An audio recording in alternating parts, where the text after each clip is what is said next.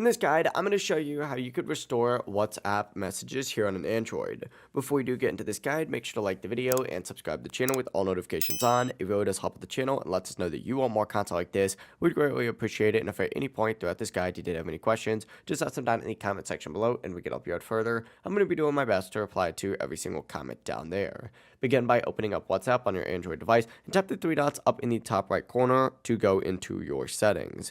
Once you are in your settings, go ahead and scroll down and you're going to see a chats option on here. Go ahead and select it and then go ahead and find chat backup on here and open it up. From here, you'll see when your last backup was made and which Google account it's saved to. Just make sure this backup was created before the messages were deleted, and essentially just press and hold the WhatsApp icon and delete the app. As soon as you do that, go ahead and, reinstall it. And as soon as you reinstall it, it's going to ask you if you want to restore from your last backup. Go ahead and say yes. After you go ahead and do that, WhatsApp will download and you'll be able to open up those chats and see all of those deleted messages again that were at least there before the last backup. Just keep in mind, you can only restore messages once again that were included in your most recent backup. Any chats sent or received after that backup will not be recoverable. It really is as simple as that. That is how you can go ahead and restore WhatsApp messages sent on an Android. If this guide did help you out, make sure to like the video and subscribe to the channel with all notifications on. It really does help the channel and lets us know that you want more content like this. We'd greatly appreciate it. Have a great rest of your day, though.